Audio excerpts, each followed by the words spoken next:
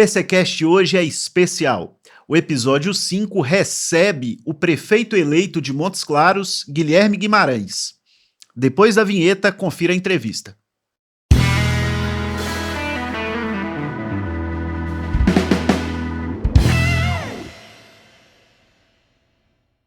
Hoje estamos recebendo aqui no PCcast o vice-prefeito de Montes Claros, prefeito eleito, Guilherme Guimarães, que foi conduzido à prefeitura com mais de 80% dos votos válidos em sua primeira experiência eleitoral na cabeça, vamos dizer assim, porque tinha sido candidato a vice como Humberto Souto.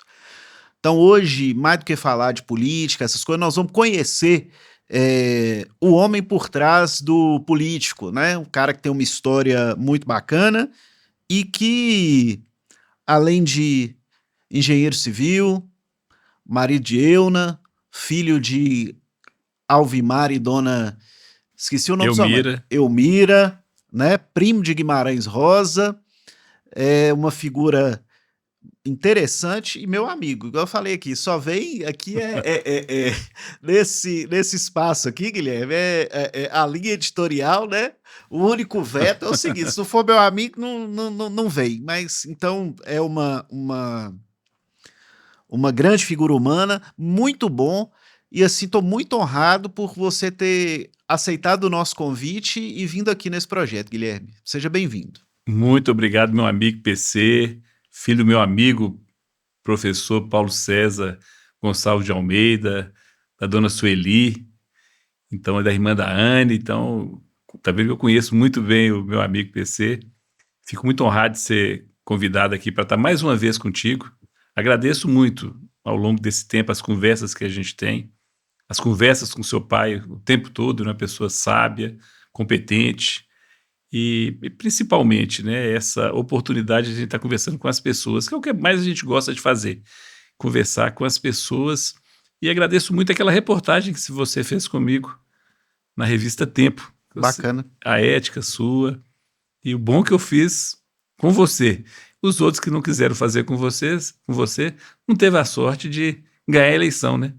Então, ou seja, quer dizer que você me deu muita sorte nessa caminhada, né? Muito obrigado e sucesso, né? A gente sabe da sua ética, da sua capacidade. Obrigado, Guilherme. Não foi uma entrevista chapa branca, né? A gente buscou ser correto ali, fiz as perguntas que deveriam ser feitas naquele momento, né? No calor, numa eleição, já com os candidatos já estavam todos registrados, né? Todo mundo já em convenção, e foi interessante, é uma coisa legal. Guilherme, muita gente não conhece a sua trajetória. Acho que você não teve a oportunidade, você falou ali naquela entrevista, né, mas foi escrito e tal, hoje em vídeo, né, dessa oportunidade. Então, eu sei que você nasceu em Montes Claros, né, filho de um médico, de uma professora, conta pra gente aí como é que foram seus estudos aqui em Montes Claros, Guilherme? Pois é, o mundo provoca uniões que surgem nesse sentido. Então, meu pai é nascido em Montes Claros, é da família Lopes, é da família Viriato Gonçalves Oliveira, ou seja, da região de Cabeceiras, de Miralta, e Lopes, herdeiros lá do Alferes José Lopes, ou seja, uma tradição muito grande, e ele foi estudar em Belo Horizonte medicina, na escola de medicina da UFMG, e lá conheceu minha mãe é de Cordesburgo, e naquela época já era secretária tesoureira do Colégio Isabela Hendricks, convivendo com as irmãs metodistas, então, todo nesse sentido.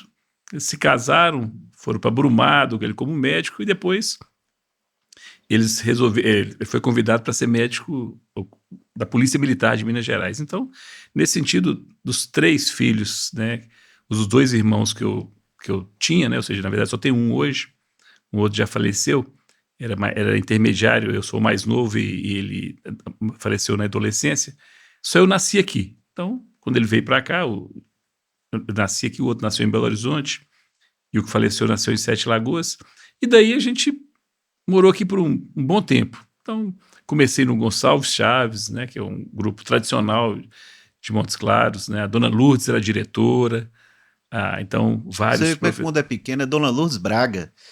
Uma Isso. pessoa assim, morou em frente à casa que eu fui criado no bairro Melo. Pois é, Mãe de Valeriano. a esposa do nosso Alexandre Pires foi minha professora no Gonçalves Chaves também. Então, Bacana. então assim, morei aqui até o segundo ano primário. Aí nós mudamos para Belo Horizonte. Aí eu estudei Santo Antônio, primeiro no Afonso Pena, né, no grupo Afonso Pena em Belo Horizonte, depois fui para Santo Antônio, e depois retornei aqui para o Colégio Marista, onde que eu estudei aqui da sexta série, aí finalizei o científico, como você disse, aqui nas entrelinhas. Nossa, eu sou bem mais velho que você, mas na Muito nossa não, época, Guilherme.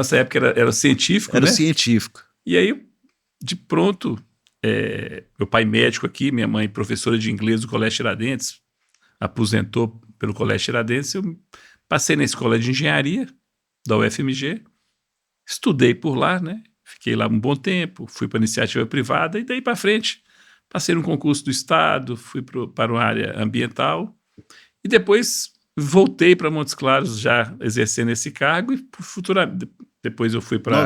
Nós vamos chegar lá. O seu Guimarães de Cordisburgo, qual que é o parentesco com o grande Guimarães Rosa? Pois bem, o primeiro, assim, o que a gente tem história é em Oxico, que é avô do Guimarães Rosa e avô do meu avô Raimundo, que era delegado lá em Cordisburgo. Então, eles eram primos, né? Os pais deles eram irmãos e todos eram da fazenda Três Barras em Cordisburgo. E o Guimarães Rosa saiu muito cedo. Então, o Museu Guimarães Rosa hoje, na verdade, é a casa do meu avô Raimundo e da minha avó Iraci. Bacana.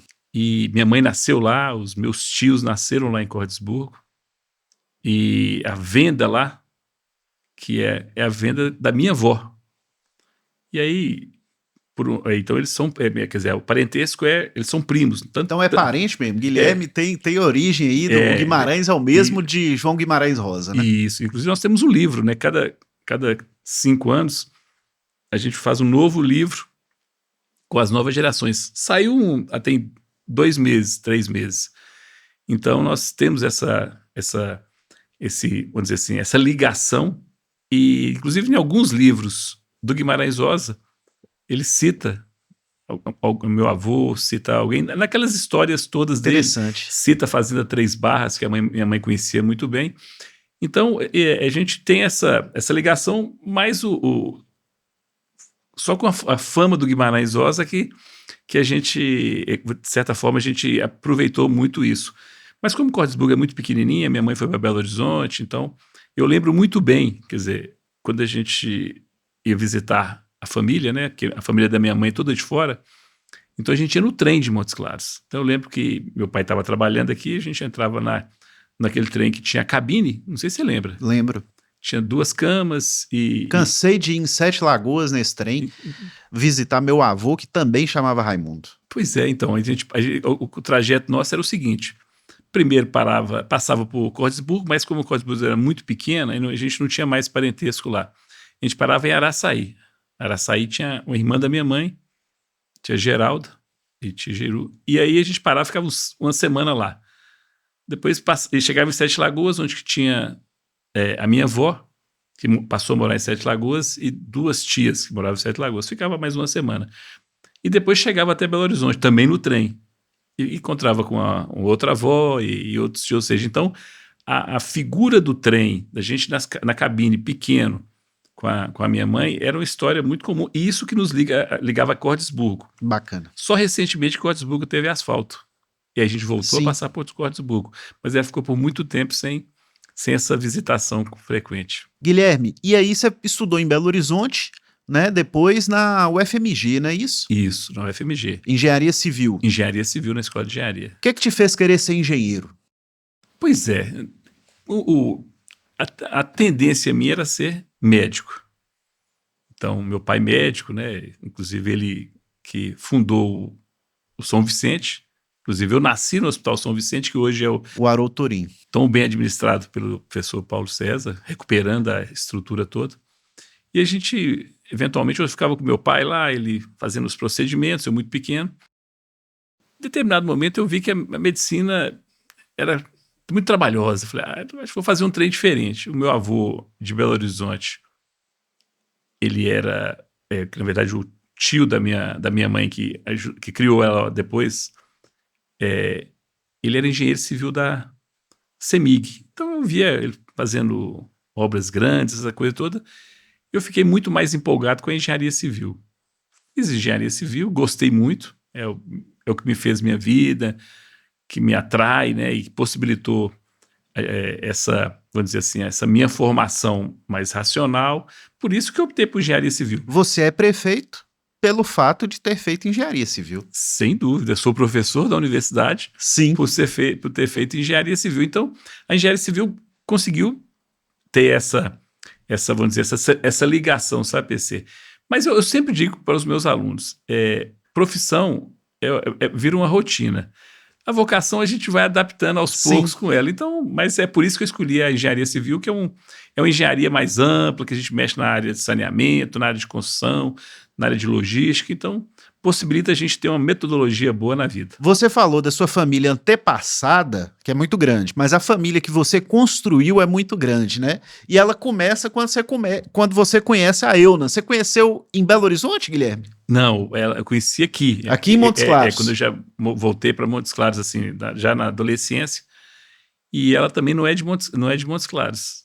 Ela é carioca, mas morou muito tempo em Poços de Caldas. O pai dela era agrônomo do Ministério da Agricultura, veio morar aqui e por proximidade a gente começou a namorar e daí a gente construiu essa vida. Quando que você a conheceu? Você lembra o ponto assim, ponto fundante do relacionamento, vamos dizer assim? Eu pensei, lá no bairro São José, nós tínhamos lá um ponto de encontro, que chamava Gradinha.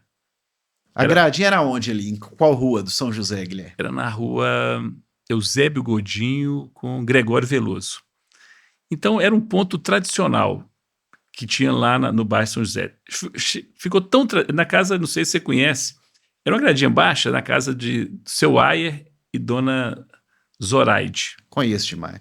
Então era a casa deles. Tinha uma gradinha baixa, então todo final de noite, nós, aqui a turma toda com 14, 15, 13 anos, se reunia lá. Sentava lá. Então chegou um tempo que... Você ainda tem amigos dessa época, Guilherme? Ué, você lembra assim que...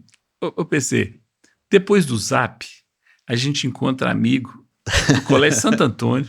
Pra você ver. Né? Porque, na verdade, a gente vai encontrando. Então, lá nós temos hoje um grupo efetivo da Gradinha. Então, tem contador, que é o Fernando, tem o Patrício, que é dono da Alfaia, né? Niltinho, o Raul, que é advogado da prefeitura, o Ronaldo, que é advogado. Então, tem uma série de amigos, né? A Graciana, que é médica, né? Que é irmã casada, do Patrício. Isso, casada com o Fernando, que é... Então, que também começou lá. Então, ou seja, lá tinha momentos, PC, que tinha 30 pessoas lá sentado. Chegou uma hora que a gente não sabia nem quem era que estava lá. E passou um tempo que começava às 5 horas da tarde, gente chegando, então virou um ponto característico. Foi tanto que muita gente conhece essa gradinha, todo mundo conhece. Então a gente começou lá, mas depois eu mudei para Belo Horizonte, com 17 anos. Então, embora tenha perdido o contato... Você já era namorado dela ou era só amigo quando você foi para Belo Horizonte? Não, já tinha começado a namorar. Então isso me fez essa ligação mais próxima. Ela continuou morando lá, depois meu pai mudou, e de lá também. Mas aí a gente manteve junto. Tanto que hoje, volta e meia, nós encontramos, e depois do Zap, a gente conversa todo dia, aquela turma toda, né? E o bom é que... E a juventude que votou em você, Guilherme, não sabe que naquela época, pra você namorar à distância, era carta, né, bicho? Carta e telefone, no máximo, né? O PC, você tá lembrando das idades nossas aí, né? Eu lembro que eu demorei a gente tinha um apartamento em Belo Horizonte, mas eu demorei a ter telefone fixo em Belo Horizonte, que é muito caro o telefone. Telefone declarava no imposto de renda. Não, era uma central. Então eu lembro que eu tinha que marcar assim, olha, eu vou ligar amanhã às 7 horas... Aí tinha que ir lá na rua Tupis, lá no fundo da igreja São José, ia lá, comprava uma ficha e ligava, ou então em carta. Então, ou seja, como que mudou as coisas, né? Então, Sim. você está lembrando, então, carta você mandava, 3 dias chegava. Então, esse mundo moderno hoje aproximou e distanciou, mas você está lembrando Aí você uma casou época. quando você voltou.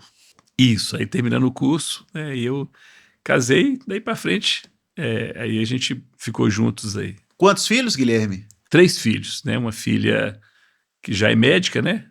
Que é Paula, que é casada com o Paulo, que é médico também. Então ela me propiciou 5 netos, né? Que é coisas mais importantes que são os netos, que são 5. O segundo é Guilherme, que também fez engenharia não é Júnior, mas é Guilherme, que fez engenharia da produção na UFMG, casado com a Alice, que é médica, eles moram em Belo Horizonte, ele trabalha numa empresa multinacional de mineração. E tem 2 filhos também, netos maravilhosos, e o Gustavo, que é o mais novo, que é o que resolve a minha vida aqui, né? Cuida da fazenda, é o, o responsável por cuidar da vida da gente. Então, são 3 filhos, 7 netos, né? Então, é uma casa que era pequena, né? Que só 2 irmãos, eu e meu irmão, e virou Ficou essa casa grande, né? cheia e é bom demais. E a esposa é professora também, igual a você que é professor também, né? Ela é pedagoga Pedagoga. e foi diretora, né, efetiva, era efetiva do município, né? Foi diretora de algumas escolas, supervisora e aposentou. Hoje ela cuida do que ela mais gosta, que é das crianças, que é do neto. Então ela é uma pedagoga competente, né, e trabalhadeira. Minha mãe é professora, então minha vida é muito ligada à atividade do magistério, né? Então, Aí você formou em engenharia e foi trabalhar em algumas empresas, né, Guilherme? isso, é uma empresa de maior porte, né? E depois trabalhei na engenharia fazendo obras grandes, Câmara Municipal de Belo Horizonte, o prédio anexo da Assembleia Legislativa de Minas Gerais, unidades da Force Fértil em Araxá. Ajudou a escrever o projeto lá? Não, lá eu responsável pela obra, né? Pela obra, execução da obra, né? Sabe, um prédio grande Sei demais. do lado da Assembleia. Sim. Então, aquele prédio eu peguei desde a fundação, né? Também a Force Fértil lá em Itapira, né? Lá perto de Araxá. A Uzi Minas, forno, né? Poço. A Cesita também, forno, porque a empresa que eu trabalhava mexia muito com obra industrial. Então, a Companhia Industrial Belo Horizonte, empresa de tecidos. Então, comecei na atividade privada, fazendo a parte de construção, a parte de obra, essa coisa toda. Aí surgiu uma oportunidade de entrar no órgão público do Estado, na área que, naquele momento, ninguém da engenharia civil falava, ou poucas pessoas falavam, que era na parte ambiental. O país não estava entrando na Na era época não de meio se ambiente. falava nem meio ambiente, né? Era ecologia, não era isso? Isso, justamente, proteção ambiental. E aí eu tinha, como eu na escola de engenharia, antigamente, no último ano você poderia escolher uma ênfase. Uma ênfase é uma área de especialização dentro do curso de engenharia. Então, como eu consegui fazer muita disciplina, muitas matérias, eu cheguei no último ano, quase no penúltimo ano, com a folga porque na UFMG você tem uma folga, você pode fazer 25 créditos. E muitas vezes você vai sobrando crédito, você vai puxando 2, 3 matérias. Eu gostava muito de puxar as matérias e fazendo. Aí uma das especializações que eu fiz na época foi o saneamento. E tinha uns professores que eram muito motivadores da área do saneamento. Eram professores muito humanos, diferente do engenheiro civil tradicional, que mexe com cálculo, mexe com obra. E eu fui gostando muito dessa área de saneamento, que ela aproximava muito da área da saúde. E surgiu uma oportunidade de entrar no órgão ambiental. Que era FEAM na época, né? Não era nem FEAM ainda, era Superintendência de Meio Ambiente, que era um órgão da Secretaria de Ciência e Tecnologia. Eu comecei na imprensa, Guilherme, em 1996. E as pessoas, nós te entrevistamos muito, e o pessoal da imprensa te conhecia como Guilherme da FEAM. Isso, é porque depois a superintendência virou FEAM, né? E eu lembro que logo que eu cheguei para assumir um cargo aqui, em Montes Claros, que era um Copan, que é um Conselho Estadual de Política Ambiental, que tinha uma superintendência aqui.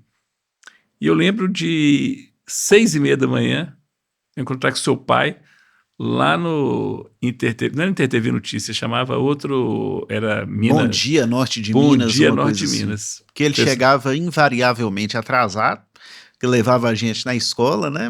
Mas chegava na horário, ele estava sempre chegava lá. às Então, 6h30. é o professor Paulo César, a Rosângela, o Benedito Said, Zé Nardel. o Zé Nardel, o Antônio Criscolo. Então eu lembro que logo que eu tinha o quê? 22, 23 anos. Aí E você já, dava entrevista lá como Guilherme da FEAM, né? pois é, na época Guilherme do Copan. Guilherme do Copan. Depois virou FEAM. FEAM, isso. E depois aí virou a superintendência maior. Mas então eu militei por muitos anos na área ambiental e do Estado. Para dar um testemunho, Guilherme era sempre uma fonte muito acessível, um cara bacana, né? Era sempre prestativo a esclarecer qualquer assunto que envolvesse meio ambiente, saneamento, né? Era uma figura muito entrevistada na época, né? Anos Isso. 90 ali. E tinha muitos problemas, né? Assim, era uma fase de conflito Sim. e a gente tentava ajustar. E assim, e tem coisas que acontecem. Aí o professor Paulo César ofereceu na época, para você ver como é que as coisas acontecem, uma oportunidade, porque a FEAM funcionava na prefeitura de Montes Claros. Tinha uma sessão e a gente achava que não estava certo, por causa do Estado estar ligado muito ao município e algumas interferências. À época a gente não... Era um ente fiscalizador e às vezes tinha que fiscalizar o próprio município, né? E a gente muitas vezes não tinha problemas com o gestor, não problemas pessoais com o gestor, mas aí o professor Paulo César, ele já estava lá, ofereceu um local para a FEAM funcionar na Unimontes. E daí, ao oferecer, isso foi em 95, 96, né? E daí para frente, a gente foi pegando gosto pela universidade. Daí apareceu, para você ver que as coisas acontecem, né? Então, Aí da FEAM você foi ser professor da Unimontes. isso, aí eu passei no concurso, e aí daí para frente, né? Mas daí que surgiu, porque em nenhum momento na minha vida eu pensei em ser professor, nenhum momento. Daí a gente começou a dar aula lá no cursos técnicos, daí surgiu a oportunidade de entrar no departamento de geociências, aí virei coordenador, virei chefe de departamento, ou seja, um engenheiro civil, virou chefe de departamento do departamento de geociências, com o professor Paulo César como nosso reitor. E daí eu com a vontade de falar, já que eu estou aqui, né, eu vou tentar escrever um curso de engenharia. Escrever, a gente sabe das dificuldades do Estado de criar cursos, mas deu certo, o curso funcionou bem, hoje os alunos estão aí. Guilherme está para o curso de Engenharia Civil da Unimontes, como Mário Ribeiro está para o curso de Medicina da Unimontes. Foi um dos fundadores, né? E um curso importante, né, Guilherme? Sem dúvida. E o importante é porque, além de dar uma estrutura nova para a Unimontes, porque já tinha muito bem os cursos de humanas, né? Nós temos um engenheiro civil aqui no estúdio, que é Jonathan, foi aluno de Guilherme, será? Provável, né? Provável. Né? Professor hoje do curso lá da Unimontes. Olha só, eu conheço todos os meus alunos, né? E a vantagem é que... e na prefeitura, olha que coisa interessante, a gente criou um programa de trainee praticamente. Então, a gente contratava como estagiário, depois tinha a possibilidade de ser um assistente de engenharia, e daí para frente eles foram adquirindo capacidade profissional, e muitos hoje estão lá nessas empresas multinacionais e tal, e isso é a complementação, o que a gente acredita muito, a integração empresa-escola, né, que é o fundamental. Agora vamos chegar no assunto que você agora está em voga, né? Apresentado Guilherme, você em 2004 recebe um convite do Atos Avelino, né? Possivelmente ali numa época dessa, para assumir a Secretaria de Planejamento em Montes Claros, que na época era bem mais focada na questão de infraestrutura urbana, tal, planejamento da cidade mesmo. E você foi secretário de Planejamento e Coordenação Geral, era esse o nome, né?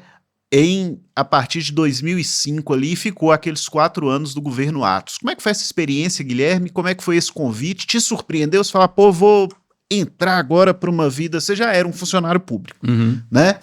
mas ser secretário municipal, estar numa função política ali, foi a primeira vez, né? Sem dúvida. Então, foi interessante, porque foi logo que eu fui convidado pelo governo do estado para ser superintendente regional de meio ambiente. E a gente tinha acabado de criar as superintendências, e a superintendência de Montes Claros pegava aqui o norte de Minas e o noroeste. Então, nesse meio tempo, e nós, à época, eu era já era da Associação Regional de Engenheiros e Arquitetos e Agrônomos do norte de Minas, e nós ajudamos, de certa forma, a dar um impulso na campanha de doutorados, porque a gente acreditava muito no potencial dele. E, passado esse tempo, ele venceu a eleição extremamente, vamos dizer assim, inesperada, né? Porque começou com menos possibilidade, ele era deputado federal, tinha tido quase 40 mil votos, mas começou com um incipiente, e com os apoios e com a demonstração de sua capacidade, foi muito bem eleito. E ele me convidou fora do espectro político, né, do partidário, porque sabíamos que o doutorado tinha vários secretários com ligações partidárias.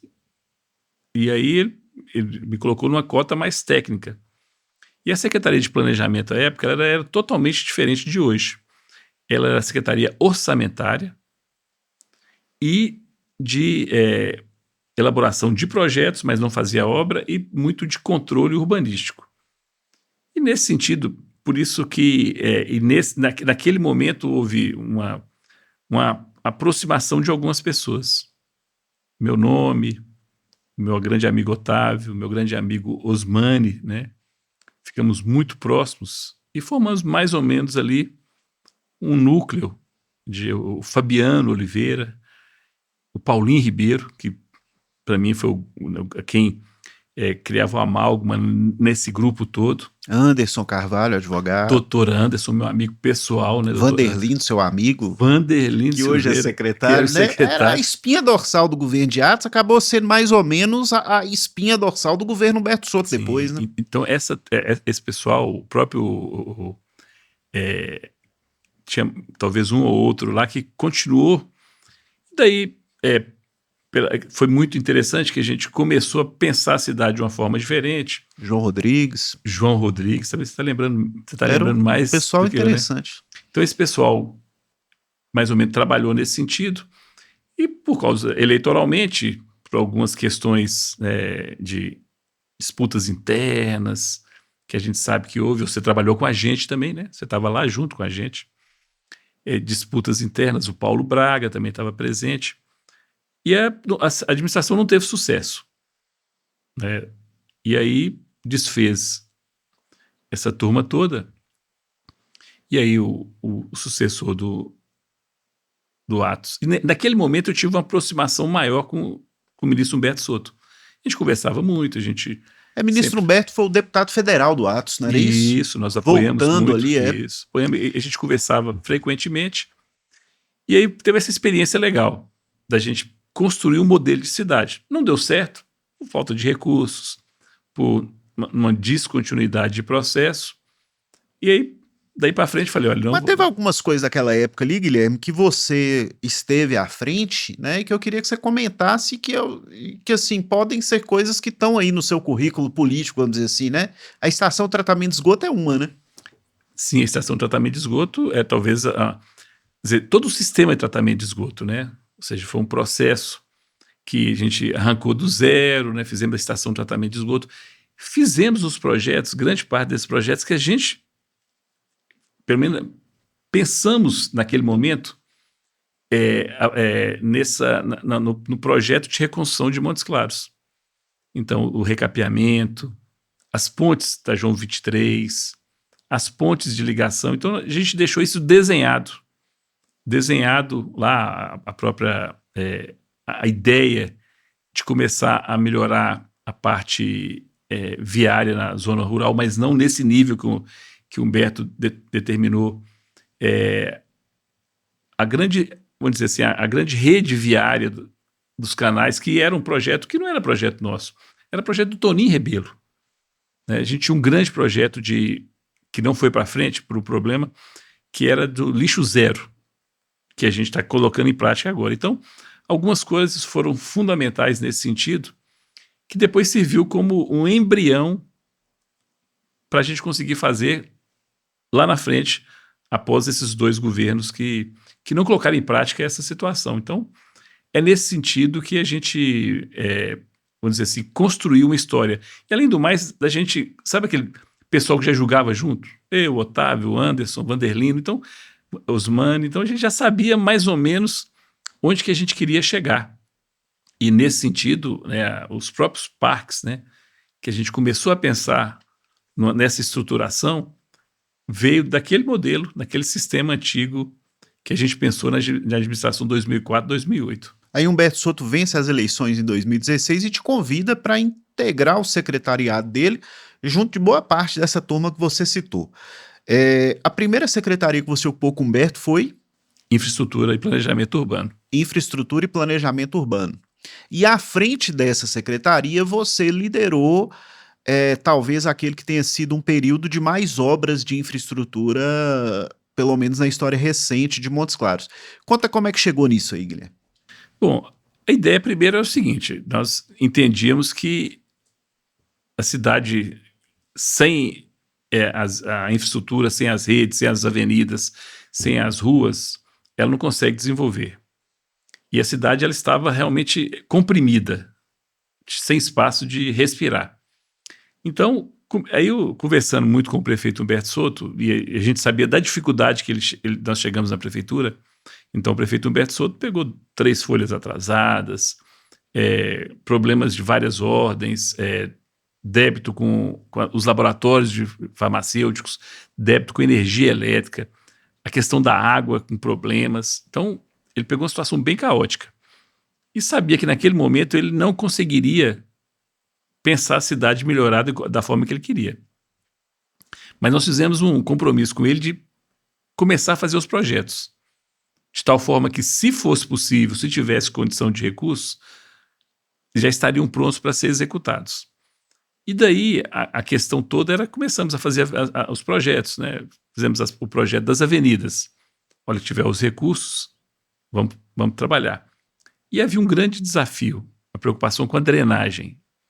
Então nós colocamos uma equipe de drenagem, fizemos o grande projeto da Vicente Guimarães, e daí para frente, na medida que a gente tinha os projetos, a gente quantificava o valor daquela obra, deixando na mão do prefeito, na medida que ele fosse fazendo o fluxo de caixa positivo, e aconteceria. Então, a primeira etapa era recuperar a cidade e a autoestima da cidade a partir da melhoria das condições, vou dizer, físicas da cidade, para a cidade ficar mais atrativa, mais amigável. Porque o que mais eu escutava, PC, e você escuta muito isso, a cidade está muito feia, a cidade está muito feia.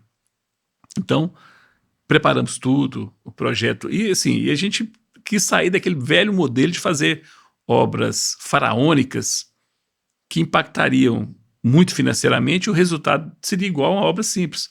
Por exemplo, a obra da João 23, que eu já tinha pensado nela lá na época do Toratos, que eu pus na cabeça que ali tinha que ser uma grande rotatória. Ou seja, inicialmente eu faria, o projeto original era fazer uma rotatória em cima da ponte, aumentando a ponte, ou seja, alargando a ponte, fazendo. Mas posteriormente eu vendo aquelas 2 ruas, uma rua do lado da Facite, perto do mercado, e uma rua lá no bairro João Gordo, eu falei, não, eu posso melhorar o trânsito ali, dando mais canais, se eu fizer essas 2 pontes, e junto com a equipe, olha, vamos aumentar a ponte da João 23. De tal forma que, mas isso tudo com base em estudos, contratamos uma empresa para fazer a contagem volumétrica dos veículos. Então, naquele momento, em 2019, eram cerca de 70 mil veículos que passavam lá diariamente. No horário de pico, eram 20 mil veículos que passavam entre 18 e 19 horas. Ou seja, demandava, de fato, uma intervenção. E, com base nisso, nós calculamos, olha, o tempo de uma pessoa que fica lá 2 minutos parado, retido no semáforo, porque lá eram vários tempos.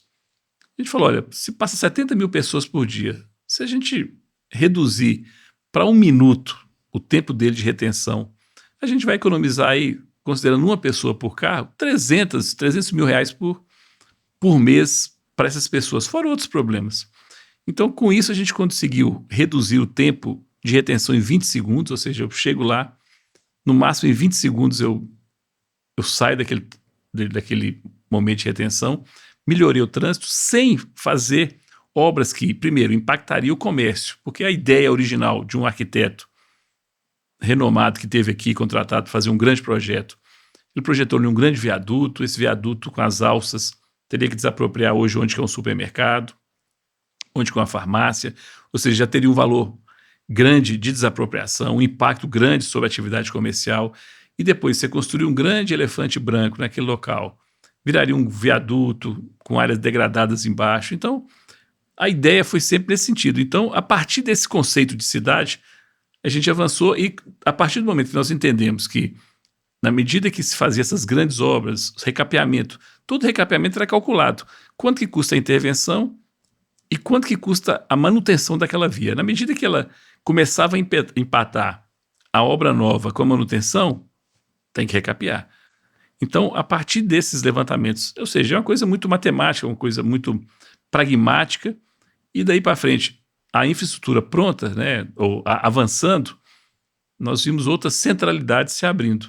Por exemplo, a obra do Melancias, ela não tinha aquela ponte do Sarmento, não tinha nenhum projeto daquilo, não se imaginava. Aí falou, olha, não adianta você fazer uma avenida que não vai chegar a lugar nenhum. Falei, vamos fazer uma ponte aqui no final do Sarmento, ela vai integrar com a Avenida Independência, ou seja, eu vou dar funcionalidade àquela obra importante iniciada pelo Dr. Mário Ribeiro, e ela virou uma grande centralidade. Por exemplo, a pessoa que chegava no Independência em 40 minutos, serpenteando pelo Carmelo, hoje ele chega em 8 minutos, passando por essas avenidas. Então, essa ideia que a gente tinha lá e o planejamento é que possibilitou isso tudo, PC. Eu tenho um anjo da guarda que cuida dos meus filhos mais do que eu e Maíra, e que a casa da mãe dela é no Independência, então a gente, para levar e buscar, realmente melhorou muito, né? Eu vou te fazer um pedido aqui que eu fiz numa coluna, acho que de ontem. Agora, por causa dessa obra, gerou um problema que o trevo da Sion ficou insustentável. Vai pôr semáforo ali, Guilherme? Eu vi seu depoimento, sua matéria nesse sentido. O que acontece, PC, é que a rotatória é tudo para não pôr semáforo. Ou seja, quando a gente põe a rotatória no semáforo, alguma coisa não está funcionando. Então, mas talvez de forma paliativa, igual nós fizemos lá na Covan, vai ter que fazer isso. Mas para fazer isso, nós vamos ter que fazer uma série de intervenções de abertura da rotatória para acomodar os veículos. Entendi. Então não é só pôr o semáforo, eu tenho que acomodar, porque ele é uma rotatória diferente, né? Mas tem projeto para aquilo ali? Tem projeto. Mas vamos voltar pro começo, pro ritmo cronológico que a gente tava aqui. Aí beleza, obra de infraestrutura, tal, o prefeito tinha seu vice, né, que é o nosso amigo Adalto, que também foi secretário lá com o Dr. Atos, cara bacana, inclusive, deixar um abraço para ele, mas substitui e vem o Guilherme. Aí o técnico vira político. Como é que foi esse ingresso, Guilherme? Te surpreendeu? Ou era uma coisa que já estava sendo construída? Como é que seu pai foi vereador, só que você sempre esteve distante da política, você construiu sua vida longe da política partidária, vamos dizer assim, né? Eletiva, etc. Embora seu pai tenha sido vereador também, já no momento em que ele já era um médico consagrado, renomado, etc. Mas assim, esse convite de Humberto Souto, como é que foi? Conta para as pessoas que não sabem a história. Pois é, PC, aí é um negócio interessante. Meu pai sempre colaborou por ser médico, com o Dr. Moacir, com o Humberto Souto, com o Antônio Dias. Ele sempre foi um médico que colaborava nas eleições dessas pessoas. Em determinado momento, alguém falou, doutor Vilmar, candidato, falou, não mexer com esse troço não. Acabou candidatando, foi um dos mais votados.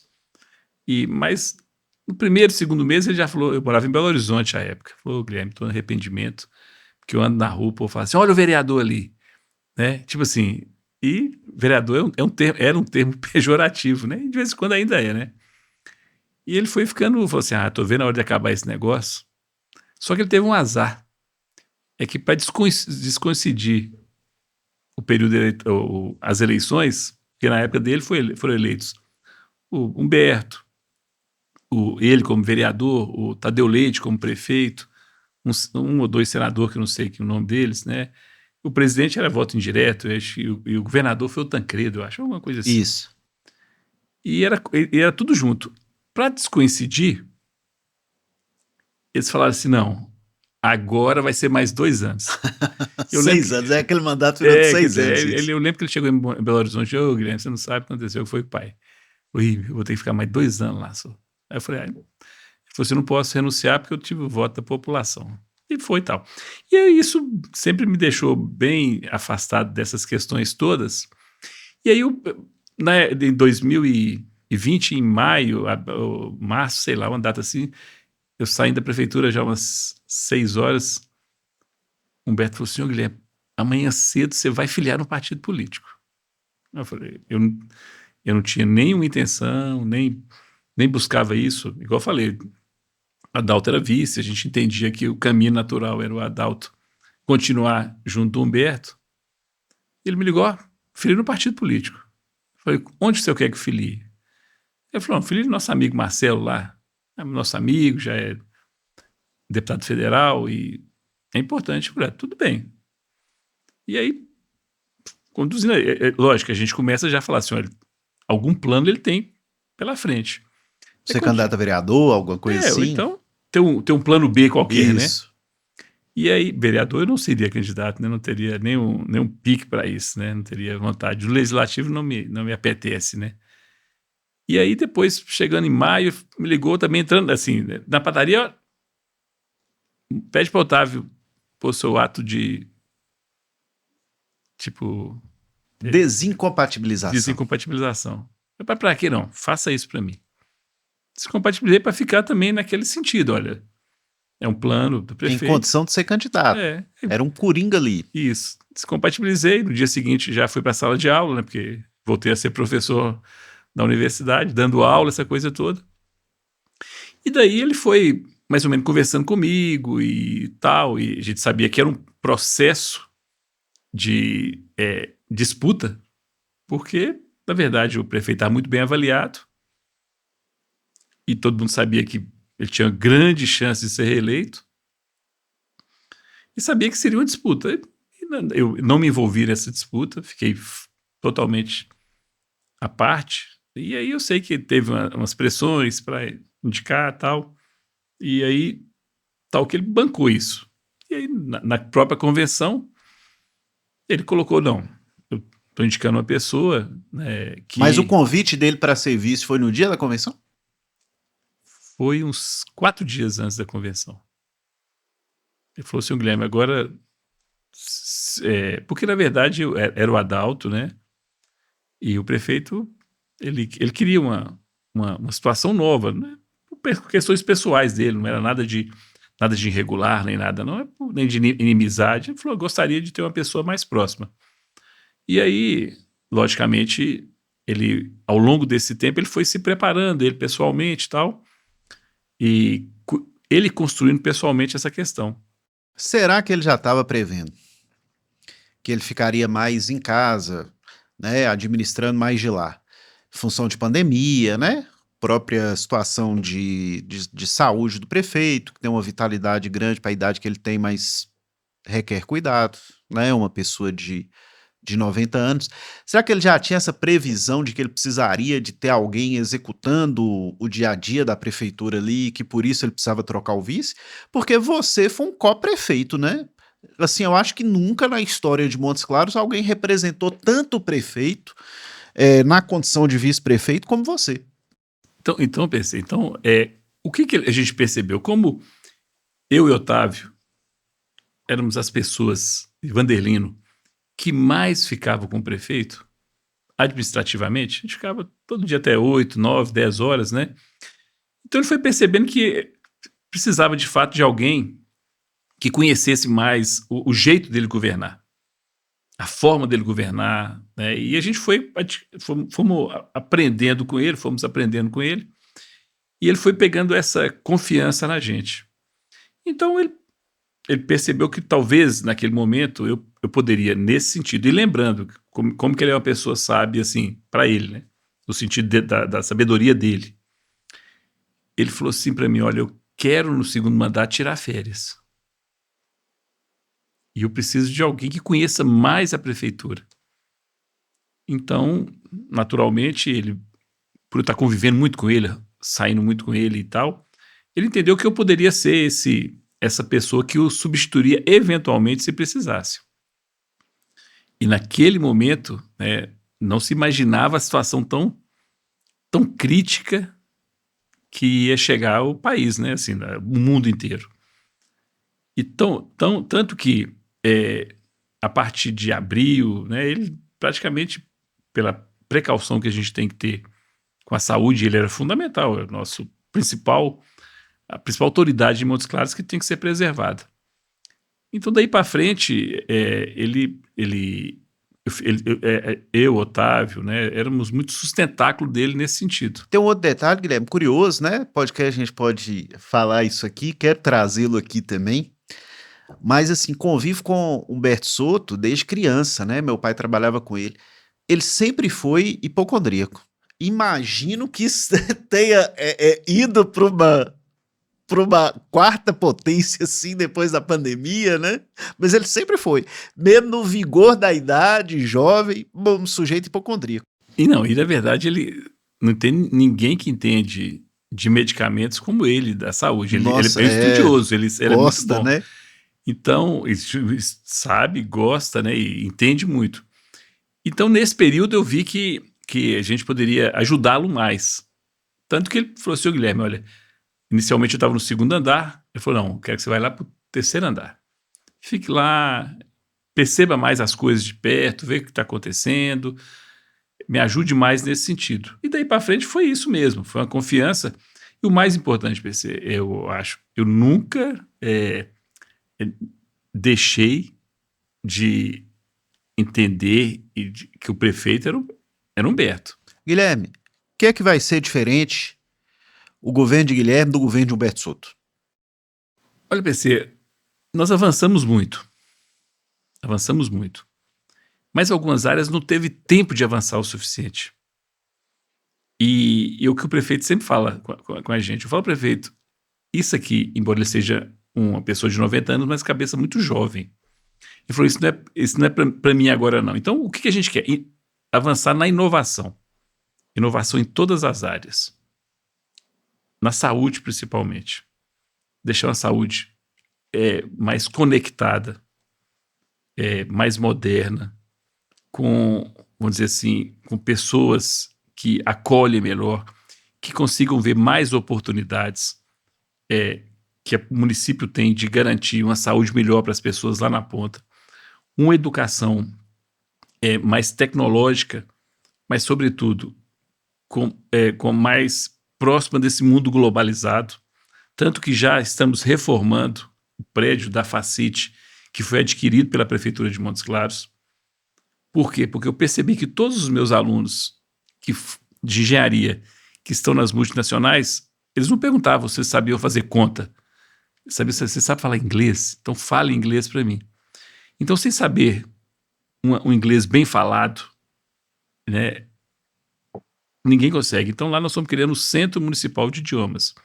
Para os alunos da rede, inicialmente, todos que quiserem fazer, vão ter duas línguas novas, inglês e espanhol.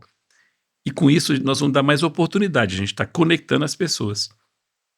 Nós precisamos também melhorar muito, vamos dizer assim, as nossas estruturas de lazer, de infraestrutura, porque as pessoas estão chegando para Montes Claros, diretores, o que for, ela tem que ter uma cidade mais moderna, que atrai. Então, investir muito na tecnologia. As câmeras já estão instalando, a gente quer melhorar os sistemas de gestão, que seja digital, tirar o papel dentro da prefeitura, colocar todas essas conexões, aprimorar os conhecimentos dos nossos servidores, colocá-los mais conectados, integrar mais, ou seja, é investir na modernização para melhorar a gestão e, com isso, reduzir despesas desnecessárias para dar eficiência e garantir aquilo que é fundamental, uma educação melhor para que esses nossos jovens possam suprir as nossas indústrias. E Montes Claros já é um novo polo Existe farmacêutico. alguma área, nós vamos chegar no polo farmacêutico, existe alguma área, assim que você fale, rodei a cidade, visitei ela toda mais do que trabalhando e em campanha, e assim, eu tenho a percepção que a população, ela me demanda, você foi eleito com 80% dos votos, então isso demonstra que para a população de Montes Claros há um nível de satisfação com a administração municipal muito grande, né? O prefeito Humberto Souto foi reeleito nesses índices e você foi eleito nos mesmos. Aquelas áreas assim que você fala, isso aqui ainda precisa melhorar bastante, tem, Guilherme? Tem. A primeira área aqui talvez seja o grande calcanhar, é a área hospitalar. Então nós temos bons hospitais, temos bons profissionais, mas a prefeitura ela fica à mercê da estrutura dos hospitais. Então nossa atenção primária ela está melhorando cada vez mais. Toda vez que você melhora a atenção primária, você gera uma demanda maior na média e alta complexidade. Então, quando eu consigo atender muita gente aqui, eu começo a diagnosticar doenças, então eu preciso ter a consequência. Então, tem um ano e meio que isso está me atormentando, porque a gente punha os recursos nos hospitais, alguns atendiam muito bem dentro da sua capacidade, outros faziam com outros interesses. Entendi. Não desonestos nem nada, mas dentro daqueles interesses próprios lá, dificuldade de relacionamento interna com médicos, uma série de questões. E nós já estamos com o projeto desse hospital muito próximo. Então vai fazer um hospital municipal. Isso, vamos ter um hospital municipal com características regionais, que não seja um hospital porta, ou seja, não será um pronto atendimento, nem uma emergência, urgência e emergência. Então foi um terreno doado. Não vai ser um Alfil também, né? Não, vão ser cerca de 200 leitos, com imagem, com ambulatório, com pelo menos 10 salas cirúrgicas, então com alguns CTIs, né, algumas UTIs. O projeto está bem adiantado. O governador Zema e o professor Matheus querem estar junto desse processo, porque eles sabem que eles sofrem também com isso. Então, era um antigo terreno que foi doado para a Santa Casa, lá no nosso governo Rui Muniz ou Tadeu Leite, não sei. Eles não construíram, repassaram para o Estado também não construiu, e com isso houve a reversão do terreno. Então o terreno hoje pertence ao município, nós nos preparamos para elaborar o projeto, agora já está bem adiantado, o nosso secretário, doutor Fábio, ele está muito próximo da gente. Você pretende licitar quando? A ideia é licitar no máximo em abril. Abril. E no máximo 2 anos concluir a obra. Concluir a obra. E vai ter um concurso novo específico para contratação de profissionais para trabalhar nesse hospital? Ou esses concursos recentes da prefeitura já conseguem absorver a mão de obra que vai ser necessária para o hospital municipal? A nossa preocupação, PC, eu que acompanho diariamente os índices, a grande preocupação é a questão do limite prudencial. Então, a ideia é fazer um OS. Entendi. Sabe? Um OS. SSA, um modelo assim, Isso, né? para dar mais dinamismo ao processo, para podermos aproveitar melhor os profissionais. Então, a ideia não é o regime estatutário tradicional.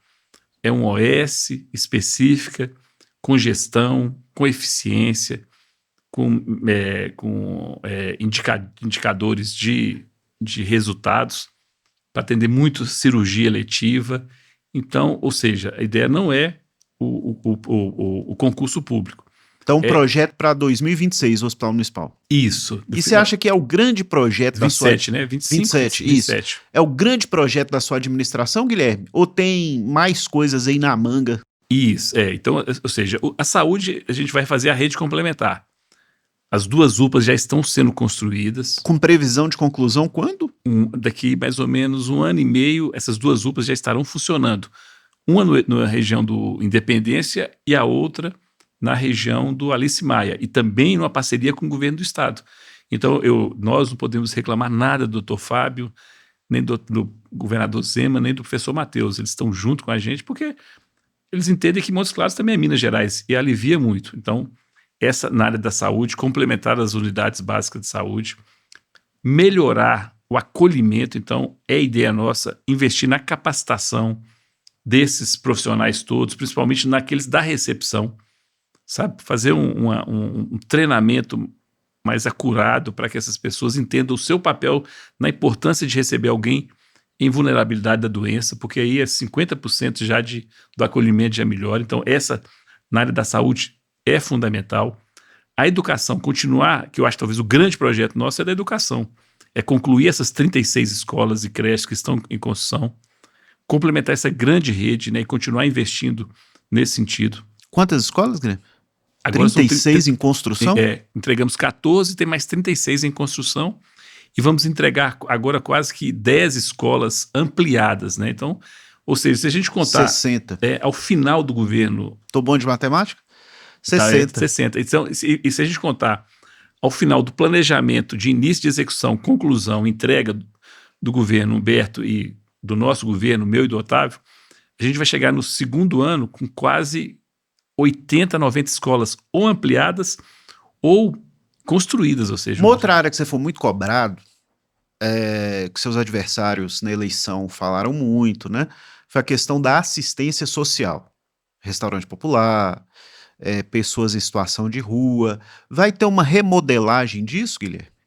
Eu deixei essa área por último, que ela foi o grande calcanhar de Aquiles nosso. E a gente faz o nosso meia-culpa. Vamos modernizar esse processo, vamos inovar nisso. Então, a primeira coisa é entender que o terceiro setor ele é fundamental. Então, os centros de acolhimento privados, né, que atende o idoso, que atende a pessoa com deficiência, que atende a criança ou com síndrome de Down ou com autismo. Então, a gente tem que fundar, vamos dizer assim, os centros assistenciais de uma forma geral, que, né, a Casa de Repouso São Vicente, né, é fundamental que a gente dê suporte para essas estruturas, porque eles já existem, eles ajudam muito a sociedade, nós temos que achar um meio legal de garantir essa assistência. Uma obra que é muito assim visível e muito reclamada. Restaurante popular, de novo, vai ser reativado? Qual que é o projeto? PC, o restaurante popular já nem existe mais. As paredes já foram demolidas.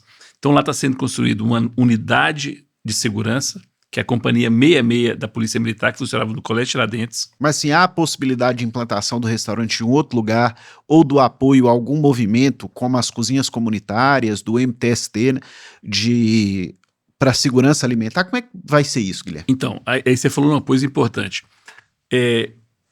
Nós temos que entender todo o contexto do restaurante popular, que foi feito, inclusive, na nossa época, né, pelo Dr. Atos Avelino, você trabalhava lá também, que era um recurso federal, só que aos poucos, PC, ele é diferente do restaurante popular em Belo Horizonte.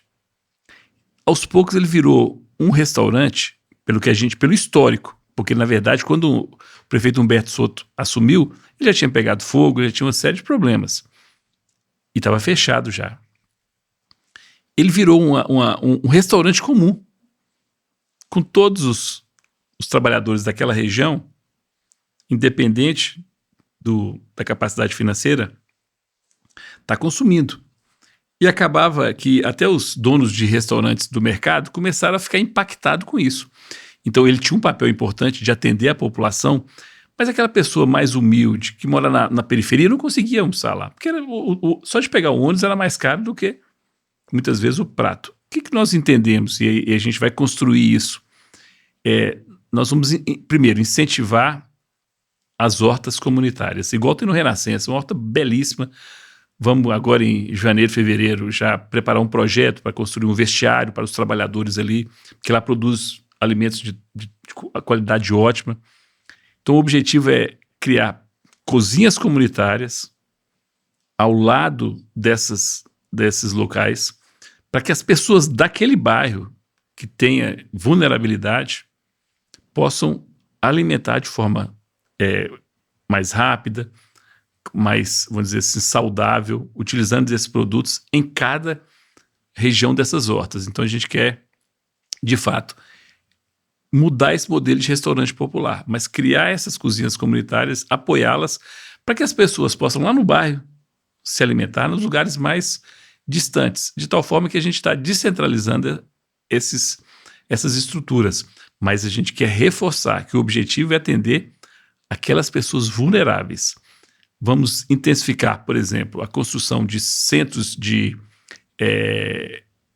recepção ou de acomodação de idosos, porque, PC, a quantidade de idosos hoje em situações vulneráveis que não tem um lugar para ficar é triste. E nós estamos com a situação de expectativa de vida aumentando, né? Isso. Então a gente tem que ter um lugar mais acolhedor, que essas pessoas possam ter a dignidade de falar, olha, estou vivo, tenho um espaço adequado, eu tenho alguém para me cuidar. Então a gente quer criar isso. A gente quer reforçar o programa das nossas escolas que cuidam tão bem das nossas crianças, que são diversas, né? Que é o Capelo, que é a Vovó Clarice, que é a PAI, para a gente intensificar o apoio para que, de fato, aquelas pessoas que têm um trabalho tão bom, que eles tenham uma condição digna de receber isso. Então a gente quer... nós estamos falando aí de saúde, assistência social, né? De educação. Você, quando citou áreas que precisam... que você acha que precisam ser intensificadas, você foi muito nas chamadas pastas sociais, né? Mas e em relação à infraestrutura, que foi o carro-chefe dessa gestão? Você também tem projetos? O que tinha que ser feito de infraestrutura já foi feito ou cabe mais? Muito mais, PC. Montes Claros ela tem que continuar investindo na infraestrutura para ela poder receber novos empreendimentos. Nós temos que garantir, por exemplo, um novo distrito industrial. Nós não pensamos nisso ao longo dos anos. E hoje nós temos dificuldade de identificar uma área industrial para implantar uma indústria. Mas você já identificou? Sim. Qual que é o projeto que nós estamos trabalhando? Primeiro, na próxima semana, no começo de janeiro, nós vamos fechar com o governo do estado e com a Eco Rodovias o traçado do anel rodoviário que vai sair da Estrada da Produção até a BR-135. Por que eu começo por essa questão? Primeiro que a gente tem que tirar esse grande trânsito pesado do centro da cidade e facilitar para as indústrias receberem os materiais.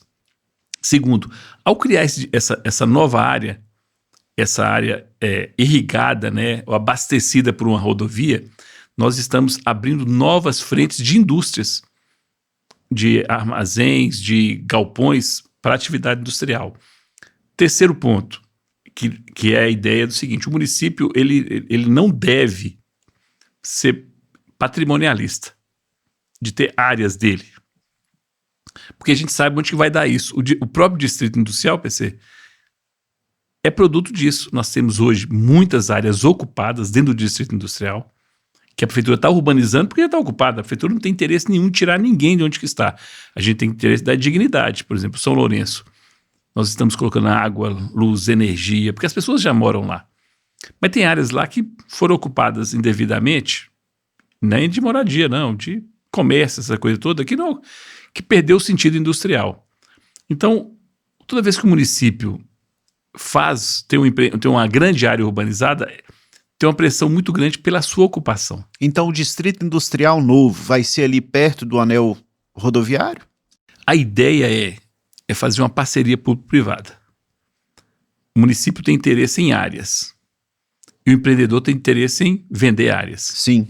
Então a ideia é falar assim, olha, o município tem interesse em ter 200 mil metros quadrados de áreas urbanizadas. Então, quem tem um terreno, tal. Então, vocês vão entrar com o terreno, a prefeitura vai entrar com a urbanização. Qual que é o custo da urbanização? Tantos. Então, a prefeitura urbaniza aquele terreno, aquela área, investe naquele local, e esse é o arranjo que eu estou pensando na cabeça. Então, aquele terreno que depois de urbanizado, ele valeria, por exemplo, R$200 um metro quadrado, se a pessoa fosse investir naquilo, a prefeitura, ele vai vender por 100, porque a prefeitura já pagou 100. De tal forma que a indústria que vem para lá, ele já recebe um terreno urbanizado com incentivo da prefeitura, mas o terreno é do proprietário, de tal forma que não há ocupações indevidas, de tal forma que perca o terreno. Então a ideia é não privilegiar, é deixar em aberto, abrir um edital e falar, olha, quem tem interesse? Isso, a melhor área, a área que tenha ambientalmente adequada, com licenciamento, o município entra com investimento, porque, por exemplo, tem uma grande indústria farmacêutica, voltando ao assunto, querendo vir para Montes Claros, mas nós não temos uma área sequer com potencial de indústria, porque não tem essa possibilidade. Ao lado da Eurofarma tem área sobrando, mas não foi urbanizada, ainda tem uma querela para se resolver com o Ministério Público e o governo do Estado. Então, acaba que tem quase 500 mil metros quadrados lá que teria um potencial de fazer indústria. Ô, gente, eu vou pedir autorização aqui, porque o papo tá bom, para estender um pouquinho, Borborema. O que acontece? Guilherme, Montes Claros, ela, assim, já era, né? Com Antiga Biobras, depois Novo Nordisk, né? Valer, agora MDS, um polo farmacêutico. Isso multiplicou nos últimos anos e você está falando aí que tem mais empresas prospectando. A gente sabe que a cadeia produtiva, uma acaba atraindo a outra porque fica até mais barato, né? E fora os microfornecedores, não é isso? Para poder atender essa demanda toda aí desse pessoal. Montes Claros está vivendo um novo boom industrial, Guilherme, depois da Sudene? Sem dúvida, eu falo que nós estamos, nós gostamos sempre de colocar títulos, né? Eu falo que Montes Claros está na fase 6.0 do desenvolvimento. Você, como grande leitor, historiador e filho de um grande professor, a primeira fase foi da origem de Montes Claros, né? Quando Montes Claros era uma fase de troca de gado, um ponto de escambo ali, que foi a origem, né? O pessoal vindo de Grão-Mogol, indo para a região central, e Montes Claros virou um grande polo, que é a Fazenda Montes Claros. O segundo ponto, que talvez seja o ponto que desenvolveu muito Montes Claros, foi na década de 1920, 1927, quando a rede ferroviária chegou em Montes Claros. E a gente corre um sério risco de perdê-la, mas foi o ponto que desenvolveu Montes Claros. Os produtos passando por aqui, transporte pessoal. Que inclusive ainda é muito importante para as indústrias, né? Para a logística industrial de Montes Claros. Isso. Terceira fase, a fase da logística rodoviária. Quando se começa efetivamente a instalar as rodovias para Montes Claros. A pavimentação, que é uma fase nova. A fase 4.0, Sudene. Quando final da década de 60, fábrica de cimento, incentivo, quando Montes Claros teve um grande crescimento, uma grande atratividade e tal. Coteminas, Biobras, Fuji. Isso, então essas fábricas todas. Quinto, uma área que seu pai está ligado diretamente, a universidade, que foi uma fase esplendorosa. Unimontes, as faculdades privadas, a UFMG melhorando o seu núcleo, que é a fase 5.0. E a fase 6.0 é a indústria farmacêutica. E eu colocaria um 5.1 aí, porque por causa das universidades, a gente virou uma referência em prestação de serviço. Atendo cocos, Guilherme. As pessoas vêm de cocos com horário marcado para fazer diversos procedimentos estéticos, seja na área da oftalmologia, da cirurgia plástica, da questão estética, tratamentos dermatológicos, etc. Vem todo mundo para cá. Então, assim, virou um centro de excelência na prestação de serviços também em Montes Claros, então que contagiou, né? Sem dúvida. Agora, e um ponto próximo, além da indústria farmacêutica, PC, nós temos que lembrar que brevemente Brasília estará a 500 quilômetros de Montes Claros. Então, nós temos que estar preparados para isso, porque nós sabemos que aqui é um grande corredor. Eu sempre falo que Montes Claros é o grande articulador Nordeste-Sudeste. É o melhor articulador Nordeste-Sudeste. Todo o trânsito passa por aqui. E aqui é de forma simplificada. Então, a pessoa vai sair de Brasília para ir para a praia, por exemplo, vai passar ali São Francisco, Brasília de Minas, Mirabela, Nova Esperança, que vai ser um ponto muito importante de desenvolvimento, eu falarei por quê. Entrará em Montes Claros, no anel rodoviário, e Montes Claros tem que aproveitar isso. Aí vai encontrar uma cidade que tem tudo, que tem os melhores bares, restaurantes, né? Uma infraestrutura legal, igual Vitória da Conquista é para quem vai para Bahia. Justamente a diferença. Então, com isso, nós vamos ter. Então, nós queremos atrair a Amazon, o Mercado Livre para os grandes, para essa nossa articulação virar um ponto de geração de emprego e renda. Logístico, porque aqui será o maior polo logístico do país. Esse será o maior polo logístico do país. Para isso, a gente já está conversando com a Receita Federal, que está muito mais suscetível e amigável para a gente fazer um grande desembaraçador de mercadorias aqui. Uma estação aduaneira, que alguns chamam de Porto Seco, mas eu acho que inicialmente a gente pode criar... Enquanto isso, você vai procurando terreno. Justamente. Então, a AENA, que é a maior empresa aeroportuária do mundo, está em Montes Claros. Ela está conectada em Congonhas, está conectada em Uberlândia, está conectada no aeroporto. Ô, Guilherme, diante disso, tornou-se inevitável uma expansão, você falou aí, Nova Esperança. Então, assim, uma expansão do perímetro urbano de Montes Claros, você vai ter que votar na Câmara, né? Isso aí. Isso, assim, a gente já facilitou na medida que a gente criou a área de expansão urbana. E uma coisa, por que eu falo Nova Esperança? Aquela planta da Selen, ela vai gerar um grande desenvolvimento. Vi lá essa semana. Naquela região. Realmente dá uma... Então as pessoas vão morar ali perto. Até pela distância, vai ter que pegar mão de obra, né, de Nova Esperança, da Rua de Lima, etc., dos entornos, e as pessoas vão ter que ir para lá, né, porque é longe, né? Justamente, e vai ter um trânsito intenso passando por ali, o pessoal vindo de Brasília, essa coisa toda. Nós estamos preparando Nova Esperança para esse futuro, asfaltando praticamente todas as ruas, fizemos uma nova unidade básica de saúde, e já vou entrar num ponto importante, que eu sei que no meu tempo já está, nós conversamos até demais. Não, você tem todo o tempo. Não, é importante dizer o seguinte. Porque o assunto, o papo tá bom. Então, essa atividade econômica ela é fundamental, mas nós temos que incentivar. E o professor Wagner está fazendo uma coisa muito interessante, o professor Dalto. Está modernizando os cursos da universidade. Não é que os cursos eram antigos ou antiquados, não. Não, eram sim, mas tem criando que modernizar, cursos porque novos, tem outro, né? Inteligência artificial, criando farmácia. Cursos novos, farmácia, né? Arquitetura, essa coisa toda, que vai entendendo esse novo perfil de Montes Claros, que precisa ter esse pessoal pensante, esse pessoal que vai trabalhar melhor a cidade. E o que é importante, que a gente tem que na verdade, o cidadão é integral, né, PC? O cidadão não é só saúde, não é só educação, não é só infraestrutura, não é só assistência. Ele é integral, ele tem que estar integrado completamente. Então, por isso que eu falo, por que a prefeitura, as pessoas talvez não percebam, nós estamos investindo também na infraestrutura do esporte, que é o primeiro ponto. Então já gramamos o campo do Cruzeirinho, que é aqui no Renascença, gramadinho, arrumadinho. Fizemos o gramado agora do campo do Jardim Primavera. Estamos fazendo o campo do Globo, campo sintético. Vamos fazer o campo do Village também, um campo gramado, uma série de coisas. Para onde que eu quero chegar nisso? É porque em maio, fevereiro ou março, nós vamos relicitar a Arena Moc. Porque a primeira estação não deu certo por alguns problemas de edital, porque nós queremos colocar Montes Claros também no turismo Arena esportivo. Moc, tecla SAP, popular Mocão. Isso. Vai sair do papel, né? Isso, então o dinheiro está em conta.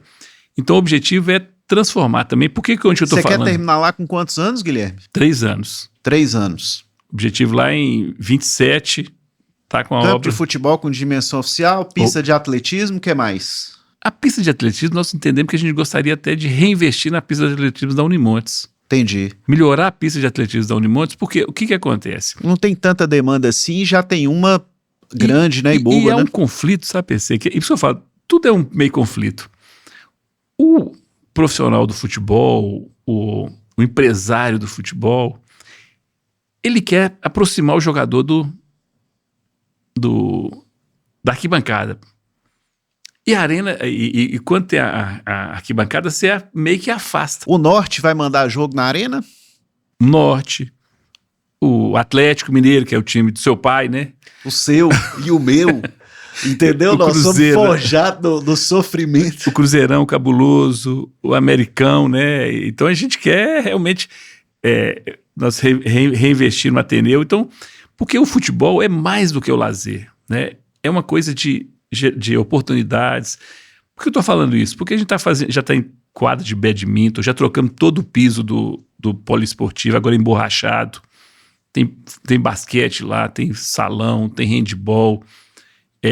A ideia também da gente melhorar, fazer um novo ginásio lá na Praça de Esportes, para melhorar. Hoje já tem quase 1.000 alunos na Praça de Esportes, nas escolinhas. Tem o Boi, que é responsável pelo basquete. Então, porque isso é a modernidade da cidade.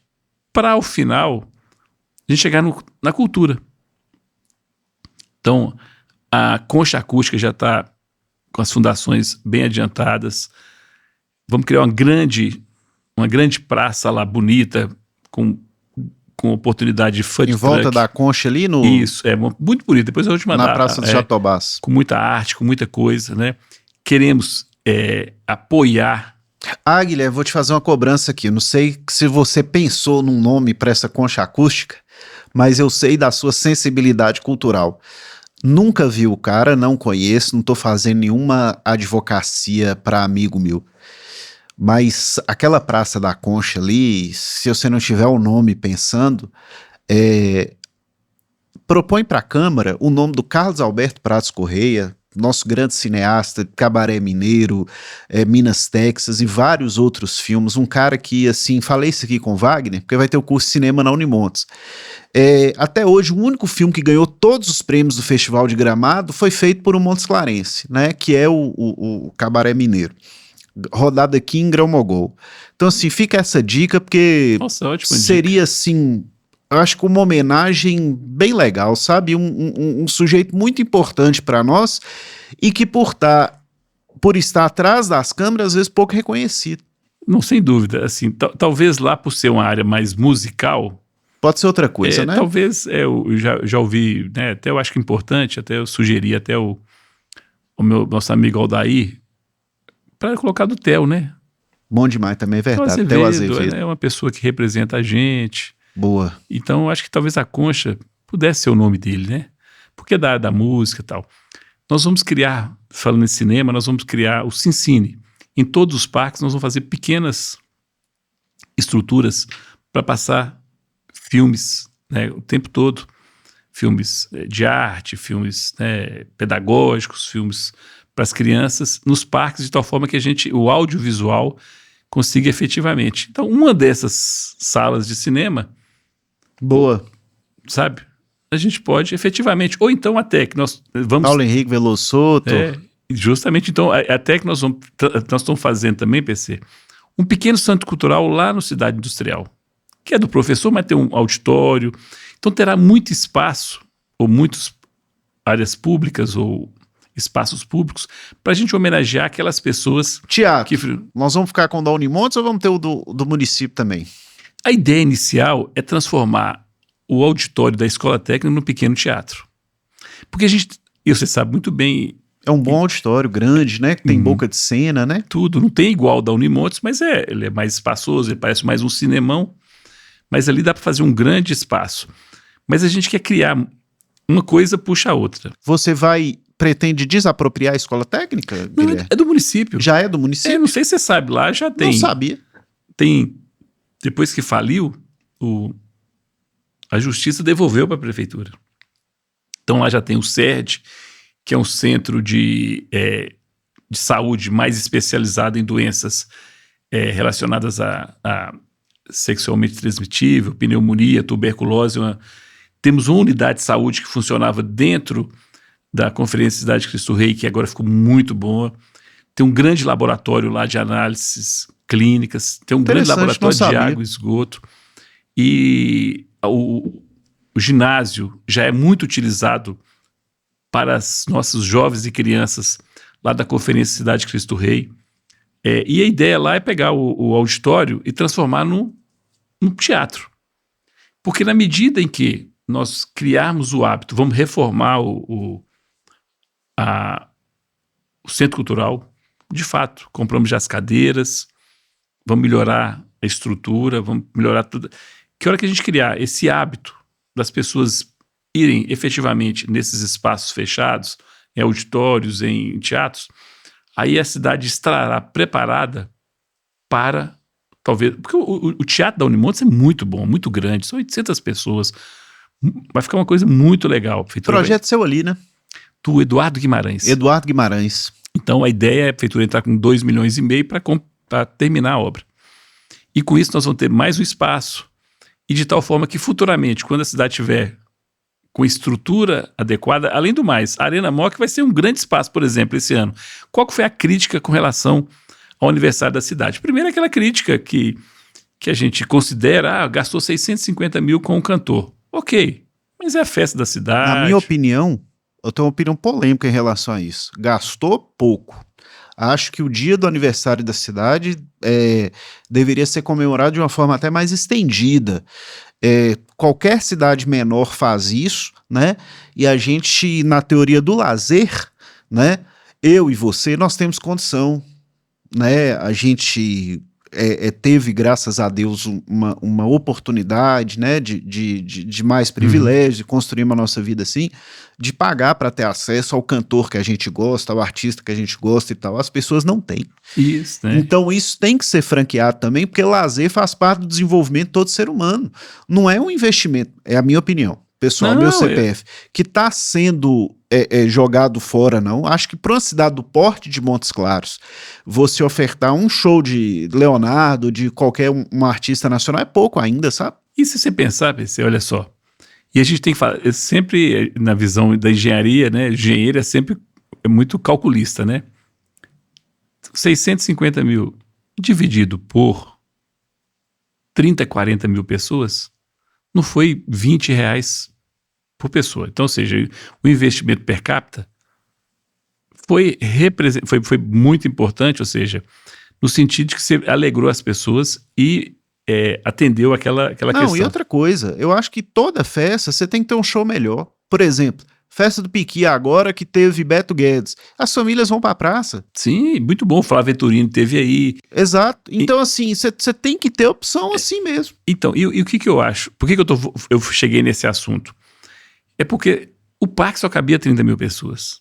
Mas tinha 50 mil pessoas que queriam ir. Então eu entendo que com a Arena Moc, nós vamos poder fazer o aniversário da cidade para atender 60 mil pessoas, ou seja, fazer um show qualquer que seja o show, porque nesse momento... Você tá cheio de avenida também para fazer show agora, delas. Justamente, então assim, a ideia é essa, igual as pessoas falam assim, e aí a gente tem que entender que a cidade é dinâmica, a cidade é dos conflitos, e o gestor, ele tem que mediar conflito e não criar conflito. Então, por exemplo, Belo Horizonte virou o melhor carnaval do Brasil. Carnaval democrático, aberto, onde as pessoas vão. E o número, são mais de 5, 6 milhões de pessoas que vão em Belo Horizonte ou ficar num apartamento, ou ficar na casa de um primo, ou ir num hotel. Esse seu pensamento significa que o Carnaval de Montes Claros vai ter mais apoio para que seja semelhante ao de BH? Isso, todos os eventos significativos nós temos que ajudar, porque o retorno é muito grande, PC. Então a gente tem que pensar que isso é investimento, sabe? Investir no turismo. Por isso que agora esse projeto de lei que eu encaminhei tira o turismo e cria o turismo do desenvolvimento econômico e coloquei mais na cultura. Vamos para a vaca fria. Quais são as secretarias novas que você está criando?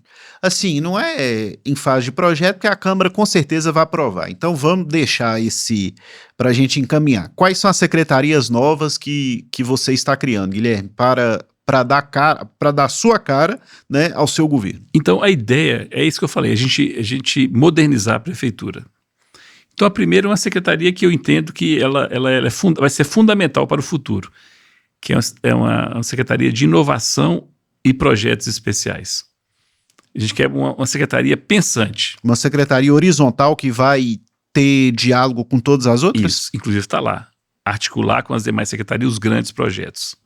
Então, é a secretaria pensante, não quer nada operacional, de ficar gente fazendo, não. É gente com tempo para, olha, o Banco Mundial está com financiamento. E o furo de anunciar em primeira mão aqui quem vai ser esse secretário? Vamos ver, né? Porque a gente está... Então, dia 25 que vai passar o programa ainda. Né? Então, essa secretaria, ela será responsável por isso. Porque é uma coisa que meio que eu sempre fiz. Então, recursos externos, Banco Mundial, onde que tem projeto, oportunidades, fundação não sei o quê. Esse aí vai ser o seu Guilherme. A ideia é essa, dessa pessoa ficar mais por conta dessas questões. Uma secretaria que era importante, porque no mundo inteiro ela está sendo importante. Secretaria de Defesa Civil. Porque nós estamos em épocas de mudanças climáticas, de grandes fenômenos, de situações de crise. Verdade. E aí a gente precisa dessa estrutura funcionando mais livre, ela preparada para essas ações. É sua área. Isso. Engenharia, saneamento, meio ambiente. Guilherme, Montes Claros hoje está preparada para essas situações de mudanças climáticas, de aquecimento global, para que a gente tenha uma chuva atípica aqui, ou que a gente tenha um verão atípico aqui. Como é que está a infraestrutura da cidade para isso, já que você tocou nesse assunto? O PC melhorou muito. Nós fizemos 60 quilômetros de rede de drenagem pela cidade inteira. É tudo não. Precisamos fazer muito ainda. Tem bairros que sofrem muito. Região lá da Vila Atlântida, Santa Rita, o Jardim Primavera, que lá já foi licitado, o dia está em conta. Só não deu a ordem de serviço ainda por causa do período climático, vai impedir uma avenida e a gente vai ter problema com moradores. Outros, a região do Raul Lourenço. Então tem uns 4 ou 5 lugares que a situação é muito crítica, que nós temos problema graves. Nós temos que dá para resolver? Dá, a drenagem resolverá. Mas é importante a gente salientar, por exemplo, em Ibituruna nós estamos fazendo uma grande drenagem lá, os fenômenos climáticos, ou seja, que elas estão superando a cada ano. Então, quando a gente faz uma obra analisando custo e resultado. Então, se eu tenho um fenômeno climático que se repete a cada 100 anos, eu tenho que saber o tamanho do investimento que eu vou fazer. Porque senão eu vou gastar mais dinheiro do que os prejuízos daquela situação. Você está me entendendo? Por exemplo, uma ponte. Quando eu faço uma ponte, eu faço um estudo hidrológico daquele rio, que uma chuva de 100 anos, de recorrência de 100 anos, que vai repetir a cada 100 anos, ela passe ali com tranquilidade ou lambendo o fundo da ponte, mas não passe por cima. Mas uma chuva de recorrência de 110 anos, por exemplo, que vai chover muito, muito, ela vai passar por cima. Mas eu sei que aquele fenômeno climático vai repetir de 110 a 110 anos.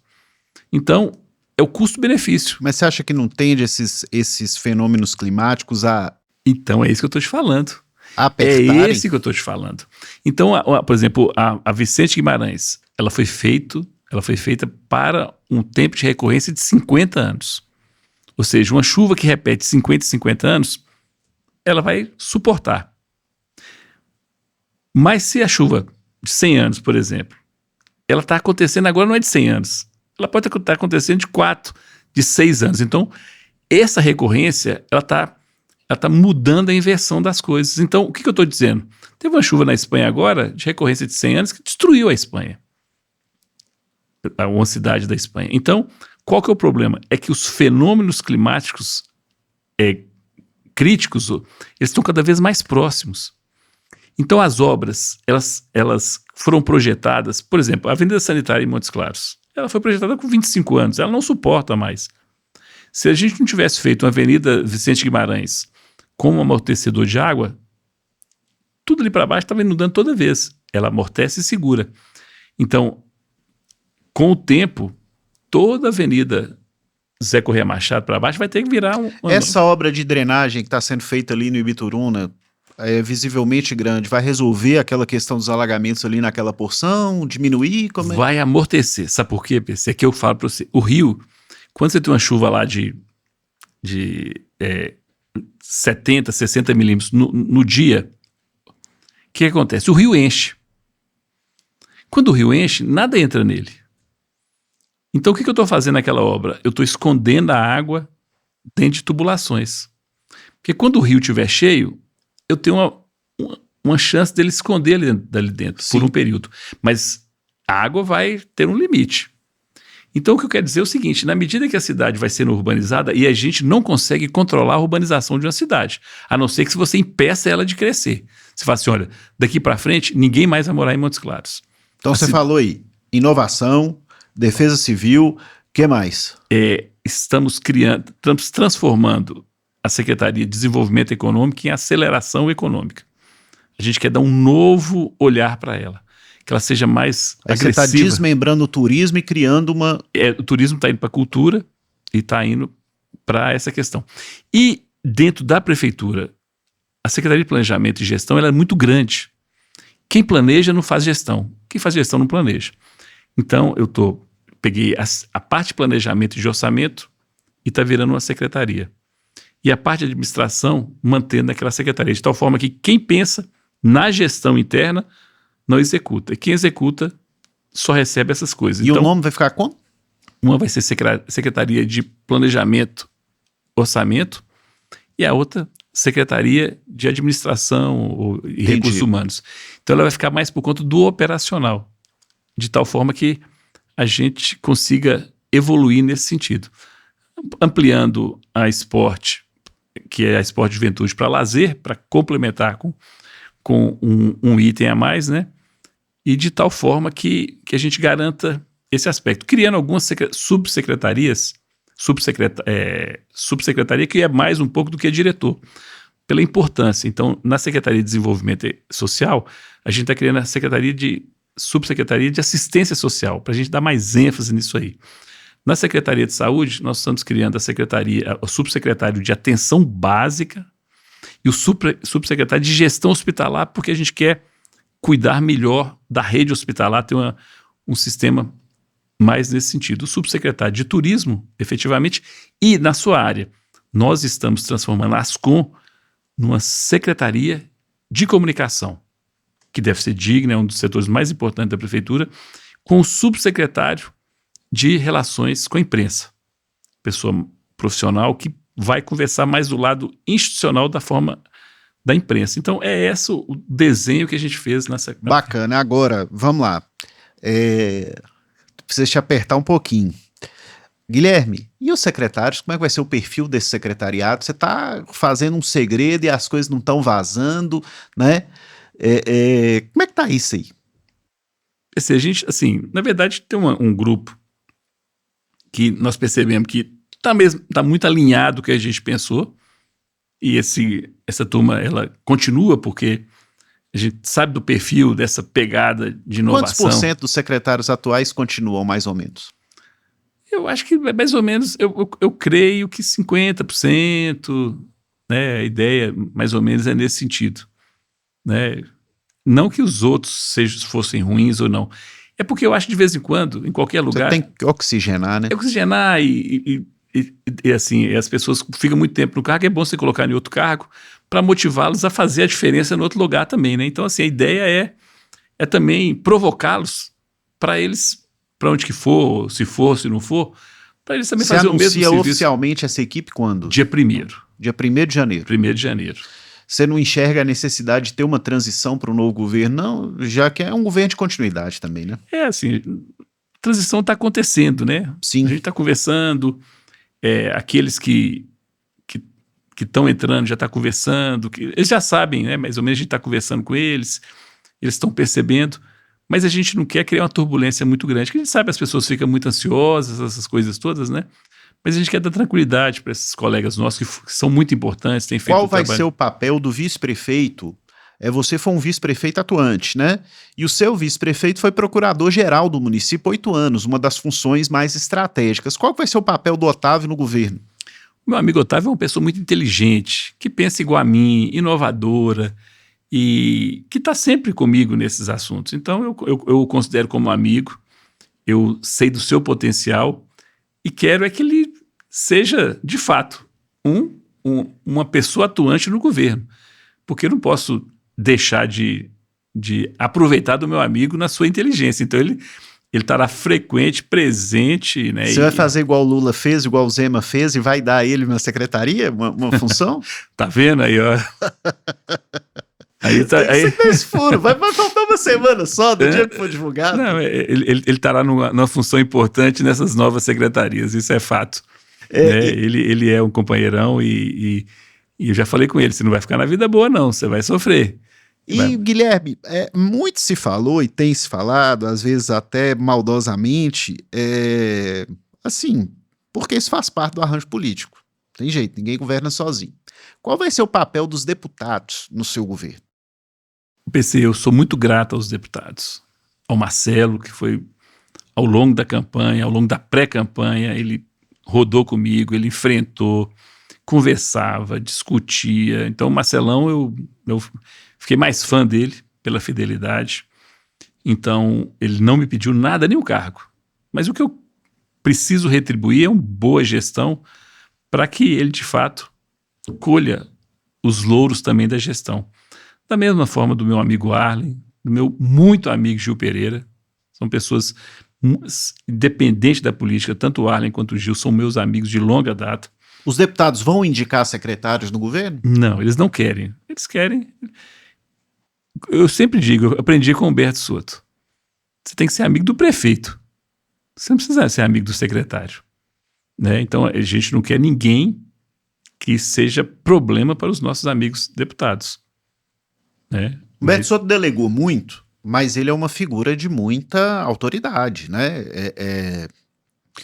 Assim, com Humberto, uma expressão nossa aqui do norte de Minas, não tem um segundo que manda, né? Tem outros que ele delega. Com você vai ser assim também? A última palavra é sempre sua? Sabe, PC, eu só não posso esquecer do Oscar. O Oscar também foi um grande companheiro e a gente sabe do seu potencial e a gente quer fazer da mesma forma para ele. Eu acho que é fundamental. E uma coisa importante, PC, antes de te responder, é dizer que nós, o município de Montes Claros precisa muito dos deputados da região. Então, eu entendo que tem espaço dentro das oportunidades para a Leninha, para o Paulo Guedes, para aqueles deputados que são da região, que a gente tem que fortalecer essa turma. Sabe, a gente não pode ter menos deputados que a gente tem que ter mais deputados que a gente tem. Uma coisa que eu percebo, Guilherme, você vai... responde a pergunta primeiro, porque ela é legal. Então você fala do... Vai ter um segundo que manda ou a última palavra é do Guilherme? PC, é o seguinte, eleição é delegação, sabe? Então, as pessoas votaram no Guilherme, mesmo, e a gente sabe da força do Humberto, mas votaram em Guilherme. Então, não é correto você delegar. Você tem que dar a última palavra. Agora, você tem que dar oportunidade para as pessoas fazer o seu melhor, serem criativos, não podarem nesse sentido. Porque quem ganha, eu sempre falo, quem ganha é o prefeito com as coisas boas. Né? Então, com certeza, eu sou uma pessoa democrática, republicana, e vou escutar muito a quem eu escolhi. Por isso que eu estou escolhendo pessoalmente cada uma das pessoas. Guilherme, você vai ser um prefeito que você já começa com apoio de 22 vereadores, com uma na oposição que falou aqui que é sua amiga, que é amiga da sua esposa, que é a Yara e tal, que vocês pensam diferentes politicamente, ideologicamente, mas que ela te respeita muito, né? E que acha que, inclusive, eu fiz essa pergunta para ela, né? Que ela está mais próxima de você do que propriamente do prefeito Humberto Soto, a quem também ela respeita. Você pretende ser um prefeito suprapartidário? Da mesma forma, aprendi muito com o Humberto. O Humberto sempre falou assim, o meu partido é Montes Claros. Então, a ideia é essa, né? Eu sou do União Brasil, estou muito bem no União Brasil, né? Tenho uma convivência muito importante com eles. Mas nós temos que entender que nosso objetivo é Montes Claros. Então, a gente não fará nenhum tipo de restrição a investimentos que venham de qualquer lugar. Igual eu penso, sabe, PC? Eu sempre tenho motivados e provocados os nossos presidentes de entidades. que precisam muito do poder legislativo na hora de conseguir, mas na hora da retribuição não é a mesma coisa. Então, se eu preciso que um deputado consiga isso, aquilo, para benefício para a região, depois eu tenho que ter reciprocidade. Então, as entidades têm que perceber que nós só seremos fortes politicamente e teremos representatividades se a gente tiver deputados da região. Então, o que a gente precisa é ter deputados que entendam as nossas dores, que saibam as nossas necessidades e votem pelas nossas necessidades. Tem espaço para novos deputados, Guilherme? Não, eu acho o seguinte, espaço em Montes Claros, sim, mas a gente cria uma pactuação quando as pessoas nos escolhem para nos representar, sabe, PC? Então, na medida que quem escolheu ficar comigo foi o deputado Marcelo, foi o deputado Arlen, foi o deputado Gil e deputado Oscar, seria ingratidão minha de eu falar assim, não, agora eu vou ser com qualquer um. Não é. Entendeu? Prefeito Humberto Souto tá forte, tá dançando em festa, tá aí, né? A gente sabe que tem a idade avançada, mas ele é aroeira. Se ele resolver ser candidato a deputado, ele vai te apertar um pouquinho, né? Olha, o prefeito é uma pessoa muito digna e muito honrada. Então, ele não será candidato a deputado. Já disse isso. Já disse isso. Eu gostaria muito que ele fosse candidato a senador. Porque... Será que vai? Pai, todo dia eu provoco ele. Ele não quer essa coisa toda, familiarmente ele não quer. E assim, eu penso que, é lógico que o tempo chega para todos nós. Mas eu diria que se agora ele tivesse 86, 88 anos, eu não tenho dúvida que ele daria muito trabalho para os nossos adversários sendo senador. O prefeito aproveitou pouco, Humberto Souto, vereadores em seu governo, de uma maneira um pouco atípica em relação a outros prefeitos. Acho que, salvo melhor juízo, só o Claudinho, no primeiro mandato, foi secretário municipal. Com você essas relações vão ser diferentes? Porque é muito comum, né, você ter deputados e senadores que são ministros, você ter deputados que são secretários de Estado e também você ter vereadores que são secretários municipais em função dos arranjos políticos ali que precisam ser feitos. Como é que vai ser isso com você? Nós tivemos o Claudinho e o Soter no segundo mandato. Soter, verdade, teve o Soter. O que eu percebi, PC, é que no âmbito municipal, como os espaços são muito pequenos e a área de abrangência do vereador ela se confunde muito, quando você coloca um vereador como secretário, começa a ter turbulências em áreas, vamos dizer, sensíveis. Então eu decidi que não aproveitarei nenhum vereador para evitar esse problema. Porque a gente percebe que na medida que há um ciúme excessivo, há um risco, há uma desarmonia, diferente no estado, que ela é grande, então o deputado trabalha muito em determinadas regiões. No município não, as coisas estão se confundindo muito. E uma área por exemplo, se eu for escolher um vereador para a área rural, eu causo um transtorno, porque há uma dificuldade enorme de delimitação de limites dessas pessoas. Então, por isso que é uma decisão de não, pelo menos nesse primeiro momento, pode ser que daqui a 2 anos a gente mude. Você falou comigo que 50% continua. Dos 100% que você vai montar lá, qual percentual mais técnico, qual percentual mais político? Eu diria que é uns 70% mais técnico, mas com a pegada política, sabe? Porque não existe o técnico sem ser político. Toda pessoa, independente de onde que ela ocupa, ela tem que ter a política. Não a politicagem, nem o partidarismo, mas a política é importante. Viver é um ato político. Isso, justamente. A política de conversar com as pessoas, de escutar as pessoas, de conviver com as diferenças, de entender as críticas. Essa é a política que a gente vai entendendo ao longo do tempo. E é isso que a gente quer, PC. Guilherme, cara, nós temos assunto aqui para conversar 3 horas. Inclusive, sua secretária me mandou mensagem dizendo que perguntando se nós ainda estamos gravando, eu não pude responder porque eu estou aqui. Muito obrigado, quero que você volte aqui com o governo já mais envolvido para falar dos seus projetos, para falar das suas propostas. Queria que você deixasse uma mensagem de Natal, de Ano Novo aí para as pessoas. Foi muito bom ter você aqui, né? Não falamos de tudo, mas teremos outras oportunidades. Muito obrigado, PC. Um Feliz Natal para você, para sua família, para o meu grande amigo, professor Paulo César, para a Sueli e para todos que estão nos ouvindo e nos vendo aqui, né? Agradecer esse espaço, é fundamental.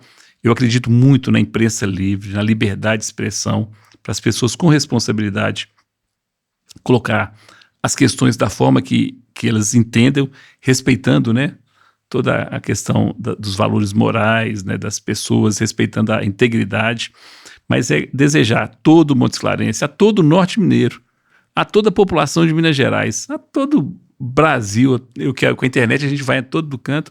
Feliz Natal, que esse espírito cristão permaneça ao longo do tempo, que Montes Claros continue tendo essa prosperidade, que o espírito da solidariedade e da esperança seja o tempo todo com a gente.